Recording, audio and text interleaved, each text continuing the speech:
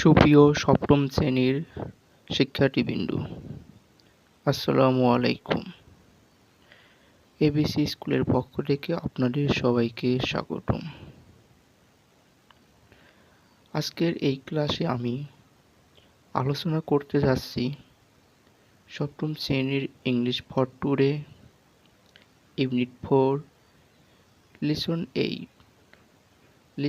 8 এর the home maker নিয়ে আমি বিস্তারিত আলোচনা করব এবং এখানে যে প্যাসেজটি আছে এই প্যাসেজটি সম্পূর্ণ লাইন বাই লাইন আপনাদেরকে আমি বুঝিয়ে দেব এবং এরপরে আমি নিচের যে কোশ্চেনগুলো আছে কোশ্চেনগুলো নিয়ে অ্যানালাইজ করব। আশা করি সম্পূর্ণ ভিডিওটি দেখবেন। কিওয়ার্ডস, মূল শব্দ। ফেভার মানে হলো সুপ্রসন্ন, ওয়াইডলি মানে হলো নিষ্ঠুরভাবে, গ্র্যাটিটিউড মানে হলো কৃতজ্ঞতা। A number.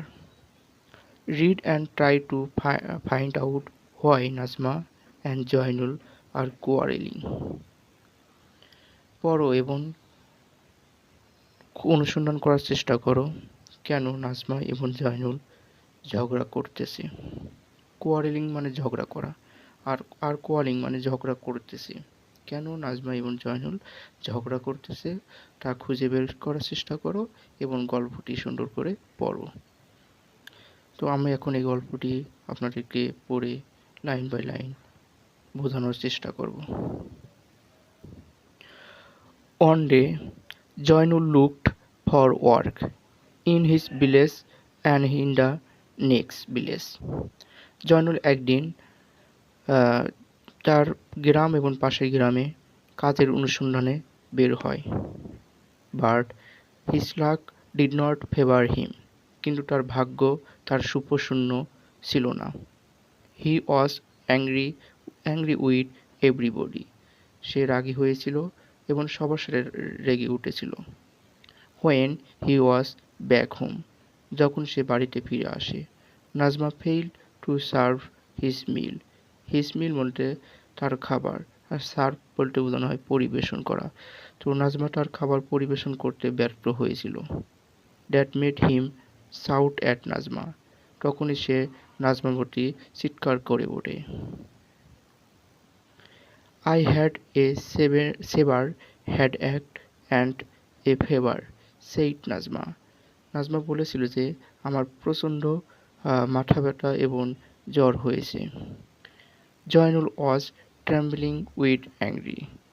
জয়নুল রাগের সাথে কাঁপাকাঁপি করা শুরু করেছিল। The cooking is almost done.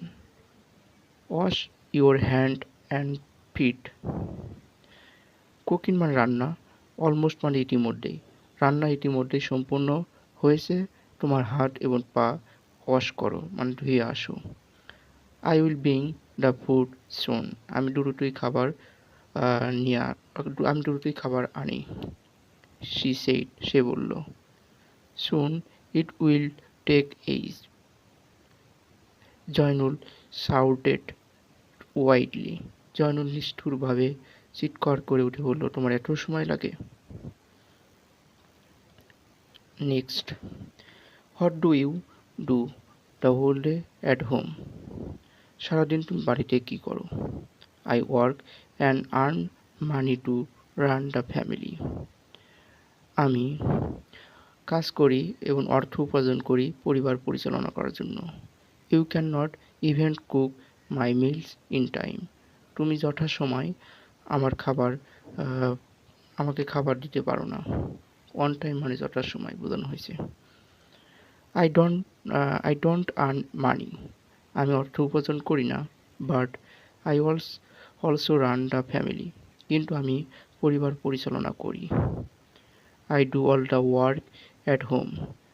Cooking, cleaning, washing, husking, taking care of the children, everything, said Najma. Najma বলল যে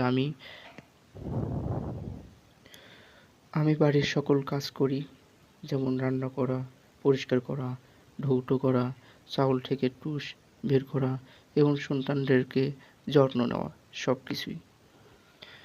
remember, you work for money, but my work in the home can make the family stick together and make it happy. টাকার জন্য তুমি কাজ করো, কিন্তু আমার পরিবারকে স্টিক মানে সচল রাখতে আমি কাজ করি এবং এটিকে সুখী করে তুলতে পারে। So both type of work are equal important. তবে উভয়ের কাজই খুবই গুরুত্বপূর্ণ বা সমান গুরুত্বপূর্ণ। Never before has Zainul thought about this thing. পূর্বে কখনো জয়নুল এই বিষয়গুলো নিয়ে চিন্তা করেনি। হি ফিলস গিল্টি, সে অপরাধী অনুভব করলো। Never before he looked at Nazma, এমনকি সে নাজমার দিকে তাকিয়েছিল with so much admiration and great yet, কৃতজ্ঞতার সাথে নাজমার দিকে সে তাকিয়েছিল। আশা করি প্যাসেজটি আপনারা ভালোভাবে বুঝতে পারছেন। এর পরবর্তী ক্লাসে আমি এর পরবর্তী যে অ্যাক্টিভিটি আছে এই অ্যাক্টিভিটিগুলো সলভ করে দেব। আজকের ক্লাস এই পর্যন্তই। যদি ক্লাসটি ভালো লাগে অবশ্যই লাইক, কমেন্ট, শেয়ার করে সাথে থাকবেন। সম্পূর্ণ ভিডিওটি দেখার জন্য থ্যাঙ্কস আ লট।